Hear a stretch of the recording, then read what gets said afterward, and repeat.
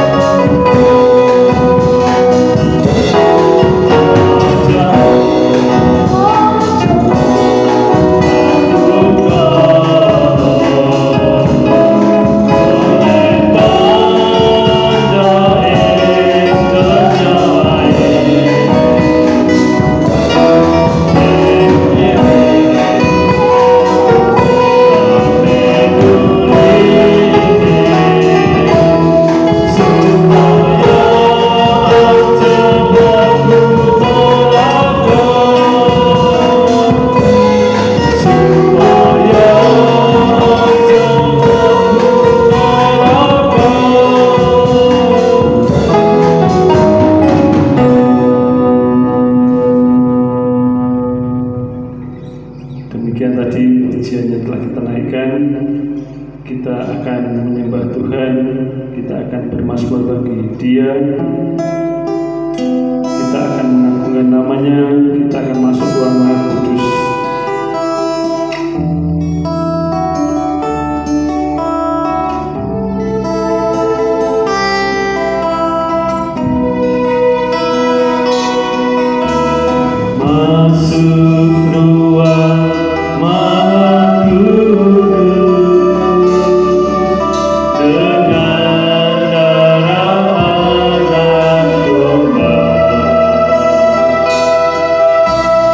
Wow.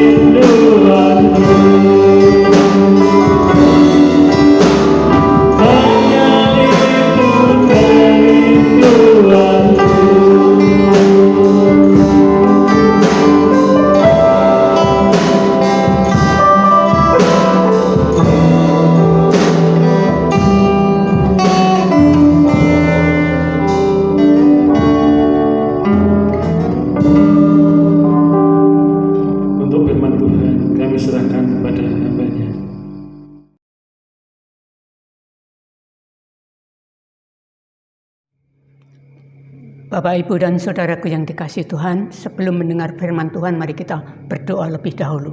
Mari kita berdoa. Bapa, kami mengucapkan syukur untuk kesempatan ini. Tuhan, izinkan kami untuk mendengar firman-Mu. Kami memohon Allah Roh Kudus akan menolong kami, sehingga kami semua menjadi pelaku-pelaku firman-Mu. Terima kasih Bapa. Berfirmanlah karena kami siap untuk mendengarkannya. Kami sambut Tuhan firman-Mu dengan rasa syukur di dalam Tuhan Yesus Kristus. Haleluya. Amin. Saudaraku yang dikasihi Tuhan, firman Tuhan dari kitab Wahyu pasal yang ketiga ayat 14 sampai 22. Saya akan membacakan untuk Bapak dan Ibu sekalian. Demikian firman Tuhan. Dan tuliskanlah kepada malaikat jemaat di Laodikia. Inilah firman dari Amin, saksi yang setia dan benar, permulaan dari ciptaan Allah. Aku tahu segala pekerjaanmu. Engkau tidak dingin dan tidak panas. Alangkah baiknya jika engkau dingin atau panas. Jadi karena engkau suam-suam kuku dan tidak dingin atau panas, aku akan memuntahkan engkau dari mulutku. Karena engkau berkata, aku kaya dan aku telah memperkayakan diriku dan aku tidak kekurangan apa-apa. Dan karena engkau tidak tahu bahwa engkau melarat dan malang, miskin, buta dan telanjang, maka aku menasihatkan engkau supaya engkau membeli daripadaku emas yang telah dimurnikan dalam api, agar engkau menjadi kaya, dan juga pakaian putih, supaya engkau memakainya, agar jangan kelihatan ketelanjanganmu yang memalukan, dan lagi minyak untuk melumas matamu, supaya engkau dapat melihat. Barang siapa kukasih, ia kutegur dan kuhajar. Sebab itu relakanlah hatimu dan bertobatlah. Lihat, aku berdiri di muka pintu dan mengetuk. Jikalau ada orang yang mendengar suaraku dan membukakan pintu, aku akan masuk mendapatkannya, dan aku akan bersama-sama dengan dia dan ia bersama-sama dengan aku. Barang siapa menang, ia akan kududukan bersama-sama dengan aku di atas tahtaku, sebagaimana aku pun telah menang dan duduk bersama-sama dengan Bapakku di atas tahtanya. Siapa bertelinga, hendaklah ia mendengarkan apa yang dikatakan Roh kepada Jumat-Jumat. Berbahagialah orang yang mendengarkan dan melakukan firman Allah. Saudaraku yang dikasihi Tuhan, dari ketujuh kota di mana jemaat itu dikirimi surat di dalam kitab Wahyu, kota Laodikia lah yang paling makmur. Juga demikian keadaan jemaat itu. Tetapi ada masalah di Laodikia. Karena air bersih sering menjadi masalah, sehingga akhirnya mengalirkan sumber air panas yang cukup jauh dan dialirkan ke kota itu. Namun sampai ke kota itu, air itu tidak panas lagi, tapi suam-suam kuku. Tidak dingin dan tidak panas. Demikianlah kondisi jemaat di Laodikia. Suam-suam kuku. Dan air kalau suam-suam kuku diminum itu sangat menjijikkan. Demikian juga kondisi jemaat yang suam-suam kuku sangat menjijikkan hati Tuhan. Saudaraku yang dikasihi Tuhan, seperti apa sih jemaat yang suam-suam kuku itu? Jemaat yang suam-suam kuku adalah Kristen KTP, Kristen tanpa pertobatan. Jemaatnya semua punya titel D3. Jadi kalau ibadah, duduk, dengar, diam, tidak berbuat apa-apa. Itu kondisi jemaat di Laodikia yang sangat menjijikkan Tuhan. Nah, penyebabnya apa kondisi sampai seperti itu? Penyebabnya K3. Apa itu K3? Kemakmuran, kekayaan, dan kesenangan. Sebagian orang Kristen kalau kaya,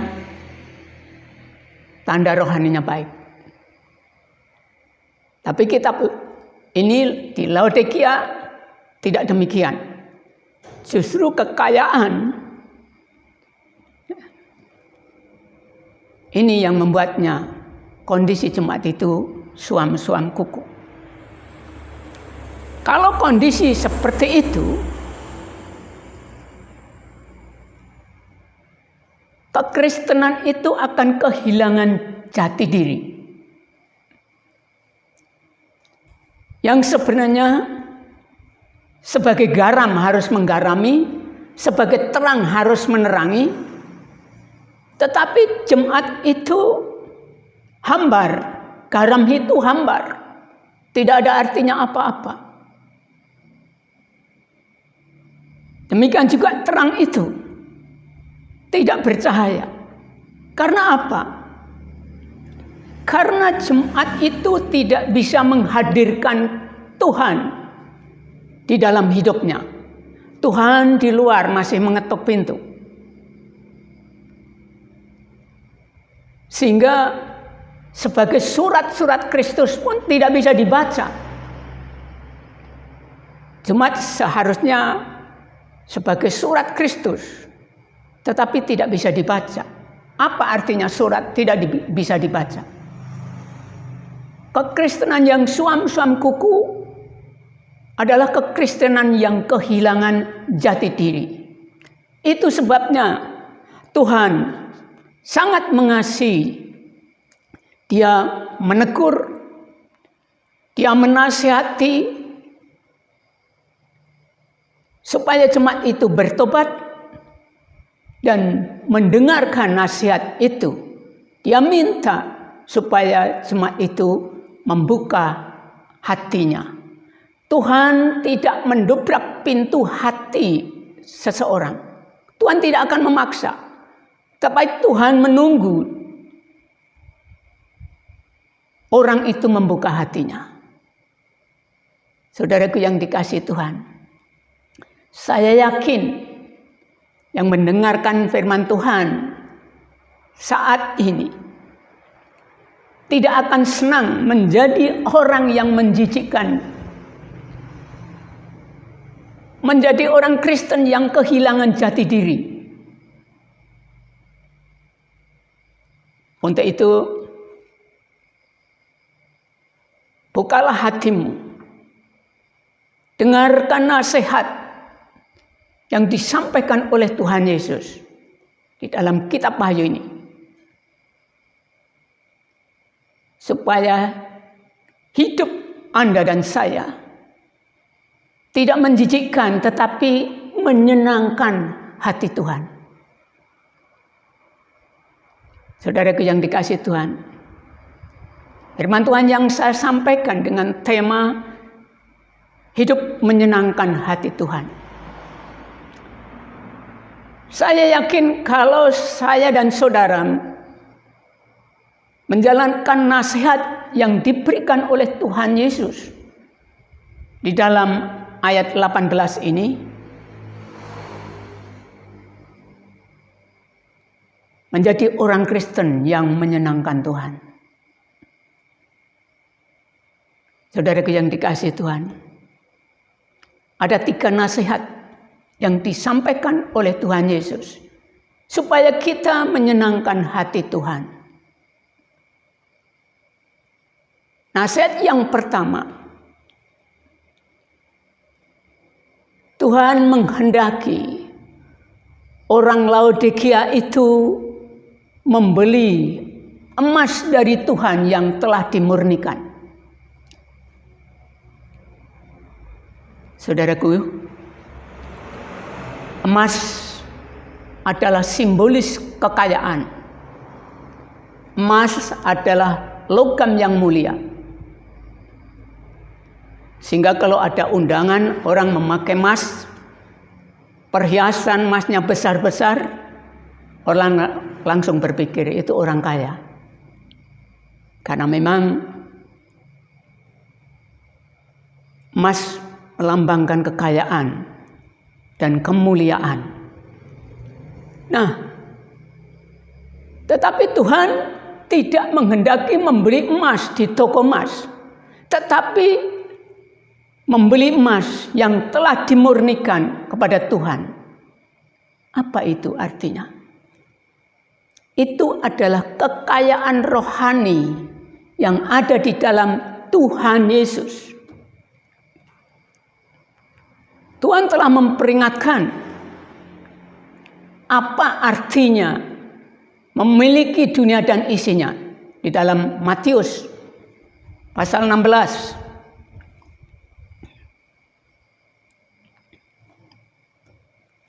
Ayat 26. Apa gunanya seorang memperoleh seluruh dunia tapi kehilangan nyawanya?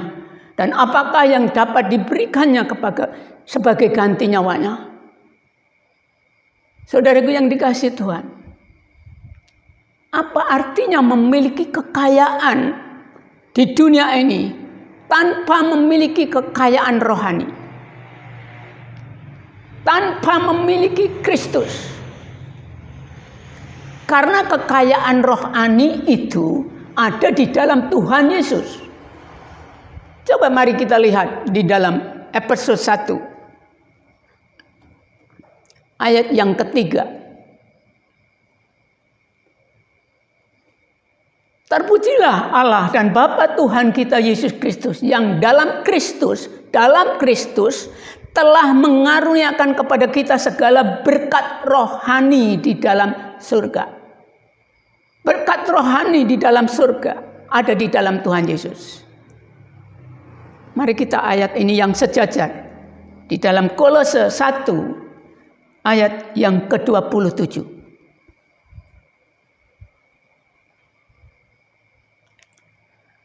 Kepada mereka Allah mau memberitahukan betapa kaya dan mulianya rahasia itu di antara bangsa-bangsa lain, yaitu Kristus ada di tengah-tengah kamu.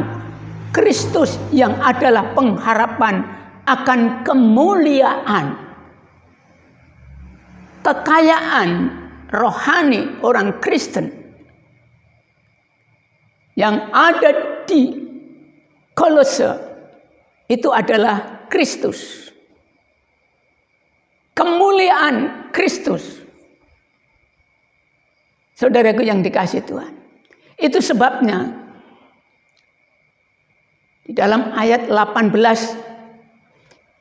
kitab Wahyu tadi Tuhan menghendaki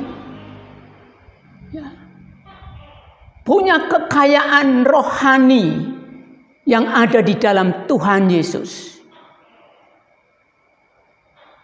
Jadi nasihat ini, kita jangan hanya bekerja untuk kekayaan jasmani di dunia ini. Jangan hanya menyimpan kekayaan jasmani di dalam dunia ini. Tetapi kita harus juga menyimpan kekayaan rohani di surga. Sehingga kita menjadi kaya di dalam Tuhan Yesus Kristus. Ini nasihat yang pertama. supaya kita memiliki kekayaan rohani yang ada di dalam Tuhan Yesus Kristus, menyimpan kekayaan kita di dalam surga. Nasihat yang kedua, supaya engkau membeli pakaian putih. Apa itu pakaian putih? Saya sudah sampaikan beberapa minggu yang lalu. Pakaian putih berbicara tentang kebenaran. Orang Laodikia ini merasa benar karena tidak berbuat jahat. Merasa benar karena tidak merugikan orang lain. Tetapi ukuran kebenaran yang seperti itu tidak diterima di hadapan Tuhan. Kebenaran yang diinginkan Tuhan adalah standarnya firman Allah.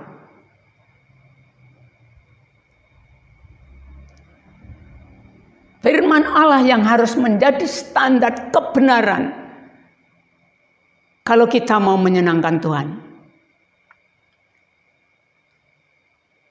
Cara kita berpikir, cara kita bersikap, cara kita bertindak, semuanya landasannya harus firman Tuhan. Kalau kita menjalankan nasihat ini, kita akan menjadi orang Kristen yang menyenangkan hati Tuhan. Nasihat yang ketiga, ini yang terakhir. Dan lagi membeli minyak untuk melumas matamu.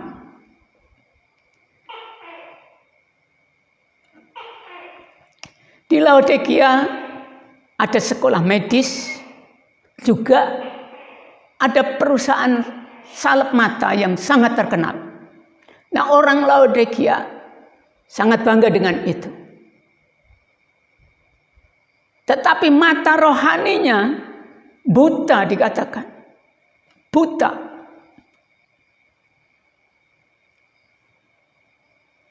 Selalu dia melihat soal-soal jasmani, tetapi mereka tidak melihat soal-soal rohani. Saudaraku yang dikasihi Tuhan, supaya kita menyenangkan hati Tuhan dalam melihat kehidupan ini harus dengan perspektif kekekalan, perspektif rohani. Mengapa? Karena apa yang kita lakukan di dunia ini akan kita pertanggungjawabkan di dalam kekekalan. Untuk itu, jangan memandang kehidupan ini hanya dari segi jasmani saja, tetapi harus lebih daripada itu. Dari perspektif rohani, dari perspektif kekekalan. Sehingga kita menjadi orang yang bertanggung jawab. Itulah yang menyenangkan hati Tuhan. Saya yakin kalau kita menjalankan nasihat, 3 nasihat ini, yaitu bekerja juga untuk kekayaan rohani, landasan hidup adalah firman Tuhan, pandangan hidup adalah dalam kekekalan secara rohani. Itu pasti menyenangkan hati Tuhan. Tuhan memberkati. Mari kita berdoa. Bapa, kami mengucapkan syukur untuk firman-Mu yang telah kami dengar. Dengan pertolongan Roh Kudus kami mau menjadi pelaku firman-Mu, sehingga hidup kami menyenangkan hati Tuhan. Terima kasih Bapa, terima kasih. Saat ini juga kami menyerahkan bangsa dan negara kami ke dalam tangan-Mu. Kami memohon Kau akan memberkati bangsa kami dengan anugerah keselamatan itu. Jadikan umat-Mu di negeri ini menjadi garam dan terang. menjadi surat-surat Kristus yang bisa dibaca seperti firman-Mu. Sehingga banyak bangsa kami yang terselamatkan. Terima kasih Bapa, kami menyerahkan para pemimpin kami. Dari tingkat presiden sampai tingkat RT. Kami memohon Kau akan memberikan hikmat bijaksana dalam menghadapi virus ini. Tuhan berkenan memberikan kebijaksanaan sehingga tepat guna apa yang menjadi keputusannya. Kami serahkan juga aparat penegak hukum, kepolisian, dan TNI dalam menjaga kondisi ini. Tuhan akan berkenan memakainya. Sehingga bangsa kami tidak terlalu banyak yang terkena virus COVID-19 ini. Kami bersyukur banyak juga orang yang telah Tuhan sembuhkan. Terus Tuhan akan tambahkan orang-orang yang disembuhkan oleh Tuhan. Dan yang masih dirawat, kami memohon Kau beri kesempatan untuk Tuhan selamatkan juga. Terima kasih Bapa. Kami menyerahkan khusus Kabupaten Wonogiri ini. Tuhan akan memberkati Pak Bupati yang memimpin kabupaten ini dalam mengambil kebijaksanaan dalam kondisi ini. Tuhan memberikan hikmat, wibawa, sehingga seluruh struktur pemerintahan di Kabupaten Wonogiri ini akan mentaatinya. Dan Tuhan akan memberkati wilayah kami dengan damai dan tidak terlalu terganggu oleh COVID-19 ini. Terima kasih Bapa. Terima kasih. Kami bersyukur karena Engkau mendengar doa kami. Dan biarlah melalui doa kami Tuhan Yesus dipermuliakan. Di dalam Tuhan Yesus Kristus kami naikkan doa dan syukur kami. Haleluya. Amin. Saudaraku jemaat GSPI, penampilan ibadah minggu ini berbeda dengan minggu yang lalu. Ini karena kami dinasihati oleh sinode. Jadi anjuran sinode demikian, jikalau durasi waktunya bertambah, tolong diketahui bahwa ini memang anjuran dari sinode. Demikian pemberitahuan kami. Mari kita tutup ibadah ini dengan doa berkat. Saudaraku yang dikasihi Tuhan, mari kita mengangkat tangan kita. Damai sejahtera Allah Bapa, kasih Tuhan Yesus Kristus, dalam persekutuan Roh Kudus menyertai saudara sekalian dari sekarang sampai Maranatha. Di dalam Tuhan Yesus Kristus, Tuhan telah memberkati saudara sehingga saudara menjadi pemenang dalam kehidupan ini, karena saudara akan dijadikan garam dan terang di mana saudara berada. Di dalam Tuhan Yesus Kristus kami telah berdoa. Haleluya. Amin. Terima kasih.